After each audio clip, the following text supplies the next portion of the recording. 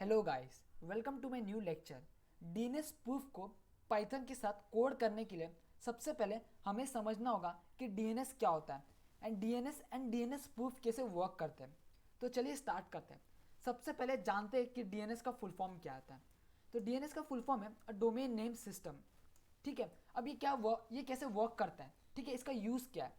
तो सबसे पहले मैं आपको एक डेफिनेशन रीड करके सुनाता हूँ एंड उसके बाद मैं आपको एक्सप्लेन करूँगा। A domain name system server translate the human readable domain name such as google.com into an IP address that is used to make the connection। अभी इसको समझाने के लिए मैं आपको थोड़े पुराने मतलब थोड़े टाइम्स बैक लेके जाता हूँ। ठीक है, जब वेबसाइट बनना स्टार्ट हुए थे तब के टाइम में खाली 5-6 वेबसाइट हुआ करते थे, राइट, क्योंकि वो स्टार्टिंग फेज था। तब इन वेबसाइट का ऐसे नाम नहीं हुआ करता था, जैसे अभी google.com है, facebook.com है, तभी उनका आईपी एड्रेस हुआ करता था, राइट। तभी बहुत कम थे, राइट। जैसे कि 7-8 वेबसाइट हुआ करते थे तो उनके आईपी एड्रेस हुआ करते थे। मतलब जैसे मेरे यूज़र को उस वेबसाइट के साथ कनेक्ट होना है तो उनका आईपी एड्रेस टाइप करना पड़ता था उस वेबसाइट के साथ कनेक्ट होने के लिए। बट जैसे जैसे कंपनी फॉर्म्स होने लगे, टेक्नोलॉजी का अपग्रेडेशन होने लगा, तब बहुत सारे वेबसाइट्स आने शुरू हो गए। तो आप खुद सोच सकते हो कि ज़्यादा वेबसाइट का आईपी एड्रेस रिमेंबर करना बहुत डिफ़िकल्टीज होने लगे, राइट। तो उसको सही करने के लिए ये डोमेन नेम सिस्टम को निकाला गया। ठीक है, अब ये डोमेन नेम सिस्टम कैसे वर्क करता है मैं आपको समझाता हूँ एंड ये आईपी एड्रेस से कैसे हम डोमेन नेम को सर्च कर सकते हैं वो भी मैं आपको बताता हूँ। तो सबसे पहले मैं अपने प्रेजेंटेशन में जाता हूँ। ठीक है, मैंने यहाँ पर प्रेजेंटेशन क्रिएट किया। जैसे कि मैंने कहा था कि हर वेबसाइट का एक आईपी हुआ होता है, राइट। बट जैसे जैसे कंपनी का फॉर्मेशन हुआ, टेक्नोलॉजी अपग्रेडेशन हुआ, अभी करोड़ों में वेबसाइट्स है, राइट। हम उन करोड़ों वेबसाइट का आईपी एड्रेस रिमेंबर करना बहुत डिफिकल्टीज होता है। तो उस चीज़ को सही करने के लिए डीएनएस सर्वर को इन्वेंट किया गया, मतलब डीएनएस सर्वर को क्रिएट किया गया। तो डीएनएस सर्वर कैसे वर्क करता है आप यहाँ पर देख सकते हो। ये एक क्लाइंट है, ठीक है। अभी इस क्लाइंट को google.com में जाना है, राइट। बट उसको google.com का आईपी नहीं पता है। तो लिंक बार में जाता है। हम लोग यूजुअली कैसे google.com को सर्च करते हैं, हम लोग टाइप करते हैं www.google.com। उसने भी वही किया, क्रोम ओपन किया और वहाँ पर टाइप किया www.google.com। ठीक है, अभी देखिए ये जो google.com है ये मशीन नहीं समझ सकता, राइट। ये गूगल के सर्वर तक पहुँचेगा ही नहीं, राइट। हमें गूगल के सर्वर तक पहुँचने के लिए गूगल का आईपी चाहिए।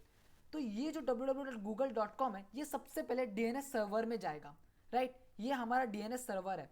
अब ये डीएनएस सर्वर में होता क्या है, डीएनएस सर्वर में आपके इस जितने भी वेबसाइट्स है मतलब इंटरनेट में जितने भी वेबसाइट्स है उन सब वेबसाइट का आईपी एड्रेस यहाँ पर लोकेटेड रहता है।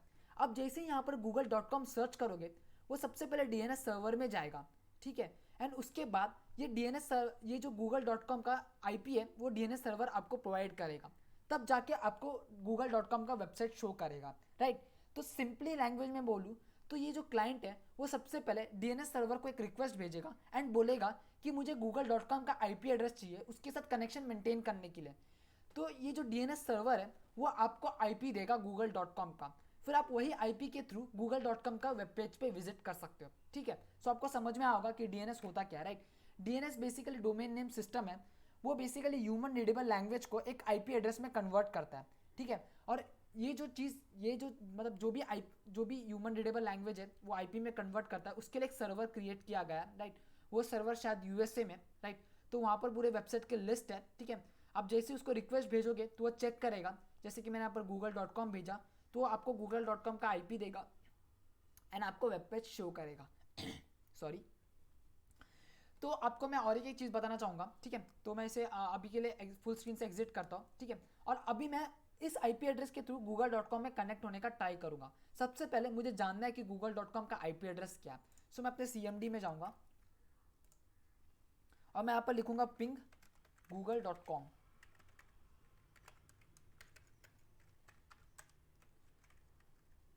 सो आप यहाँ पर देख सकते हैं, यहाँ पर मुझे google.com का आईपी शो कर रहा है। अब मैं इसे कॉपी करूँगा, ठीक है।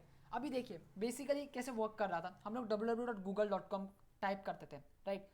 वो सबसे पहले डीएनएस सर्वर के पास जाता था, राइट। हम लोग डीएनएस सर्वर को बोलते थे कि हमें google.com का आईपी चाहिए, तो डीएनएस सर्वर हमें प्रोवाइड करता था आईपी एंड वही आईपी के थ्रू हम लोग कनेक्ट हो पाते थे। अभी मैं क्या करूँगा, अभी मैं डायरेक्टली आईपी के थ्रू कनेक्ट होने का ट्राई करूँगा। अभी आप खुद सोच सकते हो कि मैं डायरेक्टली आईपी के थ्रू कनेक्ट करने जाऊंगा ना तो यहाँ पर google.com जल्दी से लोड होगा। क्यों? क्योंकि उसे डीएनएस सर्वर के पास जाने की ज़रूरत ही नहीं है, क्योंकि हमने डायरेक्टली अपने लिंक बार में ये आईपी प्रोवाइड किया है। सो मैं इसे कॉपी करता हूँ और मैं यहाँ पर पेस्ट करता हूँ। सो आप यहाँ पर देख सकते हो, यहाँ पर मैंने जैसे आईपी को पेस्ट किया, मैं यहाँ पर google.com में विजिट हो गया। मैं और एक बार ट्राई करूँगा। मैं यहाँ पर अभी पिंग करता हूँ फेसबुक को। सो आप यहाँ पर देख सकते हो, यहाँ पर मुझे फेसबुक का आईपी मिल चुका है। अब मैं इसे कॉपी करता हूँ। सो आप यहाँ पर देख सकते हो मैं फेसबुक में आ गया। अभी देखिए, अभी कैसा होता है मालूम है क्या, कि जब आप google.com में जाते हो, राइट, वो सबसे पहले डीएनएस सर्वर में जाता है। तो जो गूगल क्रोम है ना उसको सेव करके रखता है, मतलब उस आईपी एड्रेस को सेव करके रखता है। जब आप फिर कभी आप google.com में जाओगे ना तो शायद वो डीएनएस सर्वर में नहीं जाएगा और डायरेक्टली वेब पेज लोड हो जाएगा।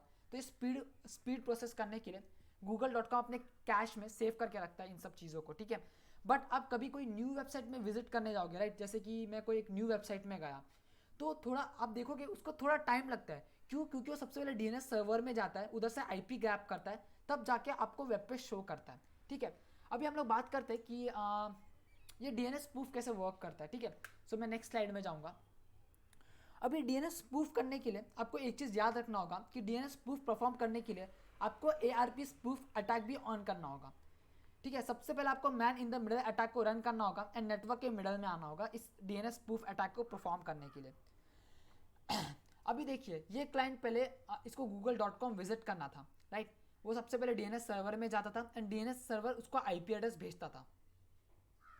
अभी बेसिकली होगा क्या, बेसिकली यहाँ पर एक अटैकर आ जाएगा। सॉरी, ये अटैकर है, ये विक्टिम है, ठीक है, ये अटैकर है, राइट। मैं आपको और एक बार पीछे वाले स्लाइड में जाऊँगा। जब इस यूज़र को google.com विजिट करना होगा, वो सबसे पहले डीएनएस सर्वर में जाएगा, ठीक है, एंड डीएनएस सर्वर उसको आईपी एड्रेस शो करेगा, google.com का देगा, एंड तब जाके वो वेबसाइट को विजिट कर पाएगा।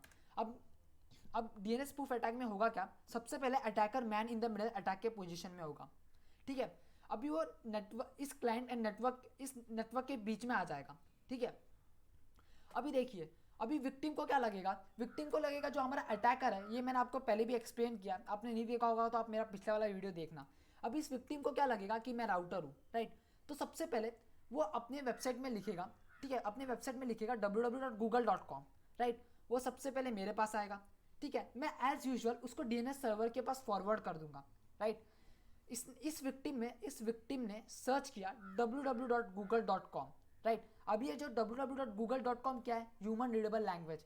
ये सबसे पहले किसके पास जाएगा, ये सबसे पहले जाएगा डीएनएस सर्वर के पास। डीएनएस सर्वर के पास क्यों जाएगा, क्योंकि www.com ह्यूमन रीडेबल लैंग्वेज है एंड ये हमें इसे सबसे पहले आईपी में कन्वर्ट करना होगा। तो इसके लिए ये सबसे पहले हमारे डीएनएस सर्वर के पास जाएगा। सो विक्टिम ने सर्च किया www.google.com, बट हमारे विक्टिम, हम लोग अभी man in the middle attack में, ये जो अटैकर है ये man in the middle attack में। तो सबसे पहले विक्टिम को क्या लगेगा कि ये हमारा राउटर है। तो विक्टिम सबसे पहले इसको विक्टिम सबसे पहले बोलेगा कि मुझे www.google.com का आईपी एड्रेस चाहिए। तो ये जो राउटर है वो डीएनएस सर्वर में फॉरवर्ड करेगा, राइट। डीएनएस सर्वर हमें आईपी एड्रेस देगा, राइट। हमें इसने गूगल का आईपी एड्रेस हमें दे दिया, राइट। अभी हम लोग क्या करेंगे, हम लोग इस जो भी हमें डीएनएस सर्वर से जो भी रिक्वेस्ट आ रहा है, हम ये जो अटैकर है इसे बीच में स्टॉप कर देगा, राइट। गूगल का ओरिजिनल आईपी ये है, बट अटैकर क्या करेगा, अटैकर यहाँ पर कुछ चेंजेस कर देगा। अटैकर गूगल के आईपी के एड्रेस के बदले वो अपना आईपी एड्रेस दे देगा, मतलब वो किसी और चीज़ का आईपी एड्रेस दे देगा एंड वो विक्टिम को ट्रांसफ़र कर देगा, राइट। अभी विक्टिम जब, मतलब अभी देखिए, विक्टिम ने google.com सर्च किया, वो सबसे पहले राउटर के पास गया, बट यहाँ पर राउटर नहीं है, यहाँ पर अटैकर ने स्पूफ किया, राइट, राउटर को स्पूफ किया। तो विक्टिम को क्या लग रहा है कि ये हमारा राउटर है, बट ये ऑफिशियली हमारा अटैकर है। तो सबसे पहले यहाँ पर google.com गया, तो ये जो अटैकर है इसे नॉर्मली फॉरवर्ड कर दिया डीएनएस सर्वर को कि google.com का मुझे आईपी एड्रेस चाहिए। तो डीएनएस सर्वर ने google.com का आईपी एड्रेस दे दिया अटैकर को, बट अटैकर को क्या चाहिए, अटैकर को चाहिए कि विक्टिम उस वेबसाइट में ना जाए। तो उसने यहाँ पर ही कनेक्शन रोक दिया और जो भी आईपी एड्रेस था, जो भी ओरिजिनल गूगल का आईपी एड्रेस था, उसको चेंज करके उसने अपना ही खुद का वेब सर्वर दे दिया। अभी होगा क्या, विक्टिम के ब्राउज़र में कौन सा वेब पेज होगा, गूगल का या फिर अटैकर का? मैं आपको बोलना चाहूँगा अटैकर का, क्योंकि मैंने आपको बताया था कि आपको google.com के साथ कनेक्ट होना है तो आपको उसका आईपी चाहिए, राइट। अभी आपने यहाँ पर google.com का रिक्वेस्ट भेजा है बट, और डीएनएस सर्वर से ऑफिशियली google.com का आईपी एड्रेस आ रहा है, बट यहाँ पर अटैकर ने पूरा चेंजेस कर दिया। अटैकर ने क्या कर दिया, अटैकर यहाँ पर कुछ भी आईपी एड्रेस डाल सकता है। वो यहाँ पर जो भी आईपी एड्रेस डालेगा आप उसी वेबसाइट में विजिट कर सकते हो, राइट।